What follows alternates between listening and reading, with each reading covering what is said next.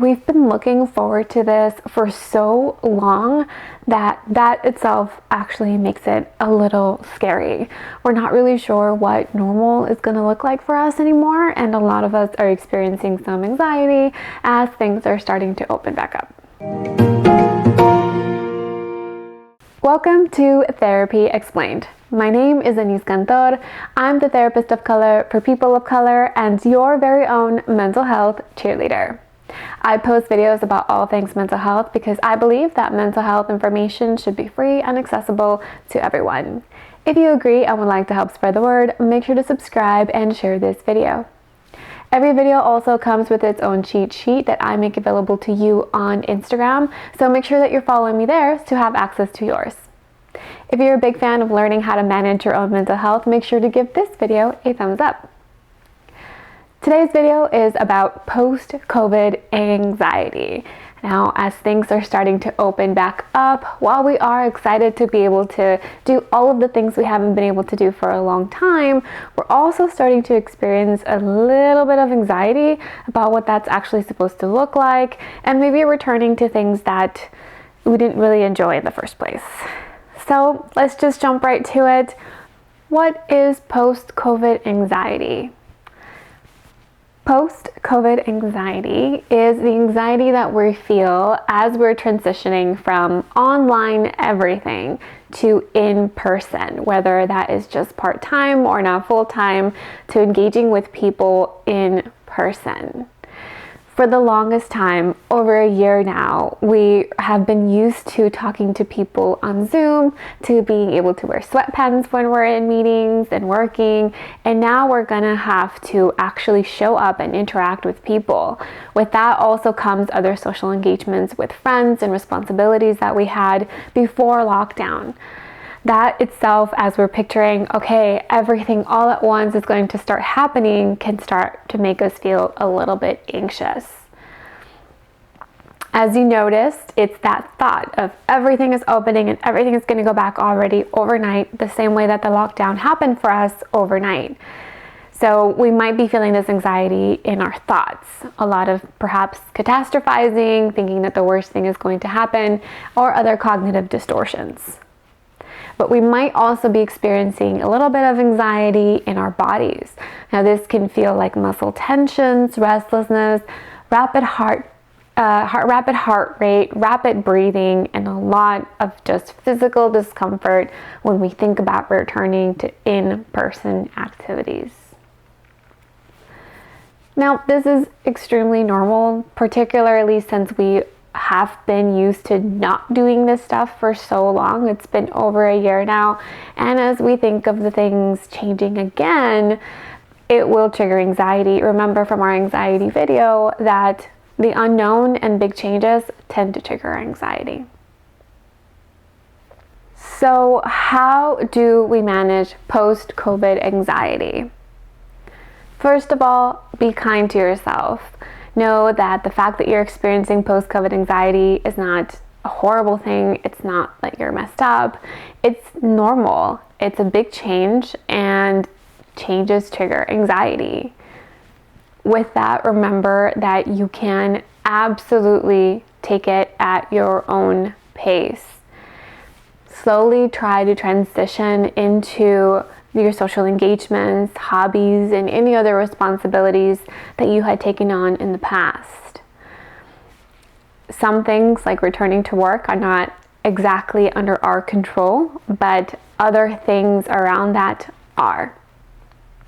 Which leads me to my second point: focus on what you can control.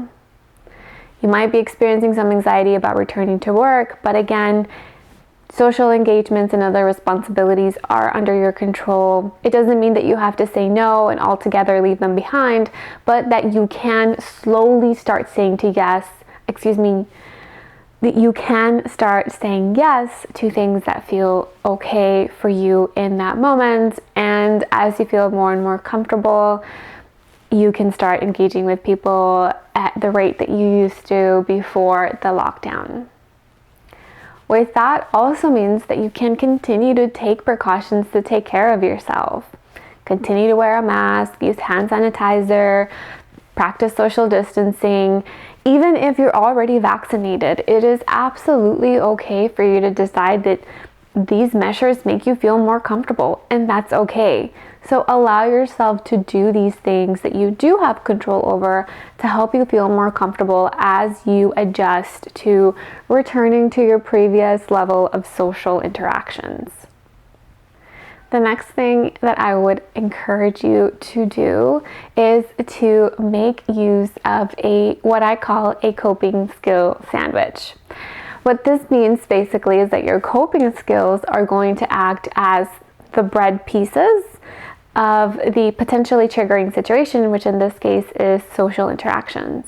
So make sure that you're engaging in a grounding coping tool before you do any sort of social engagement, and even before you head over to work at the office.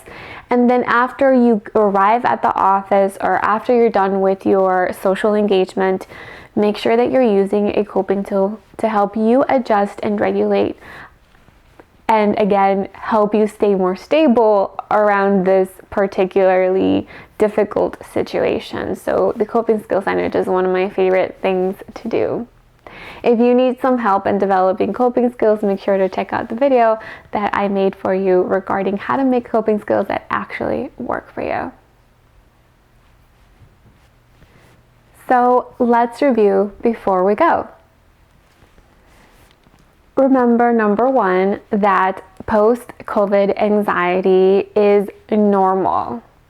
It is an increased level of anxiety as we are facing this return to normal levels or previous levels of social engagement, and the fact that we're experiencing anxiety is normal. This is what happens when we encounter big changes. Also, remember to allow yourself to take this in baby steps. By focusing on what you can control, you can make sure to slowly transition into regular social engagements and responsibilities, but also take measures that will make you feel comfortable as you slowly adjust to this new change. And if you feel that you need an extra support, you can always use the coping skill sandwich to help you prepare and then regulate after a potentially triggering situation. Remember that progress does require practice, so if you give any of these tools, tips, or ideas a try, please make sure to share that with me either on Instagram or in the comments below. If there is a topic that you would like for me to cover in a future video, leave it down below so that I know. And of course, if there is something that you have tried that has been helping you with this new adjustment, please share it with us. Remember that we are a community and constantly learning from each other, so let us learn from you. Your cheat sheet is already available to you on Instagram, so hop on over there to get yours. But before you do, please make sure to give this video some love in any way that feels authentic to you. Every comment, like, subscription, and share helps spread the word and access to free mental health information and education. And of course, it's also very much appreciated. Thank you so much for watching, and remember, I'm always cheering for you.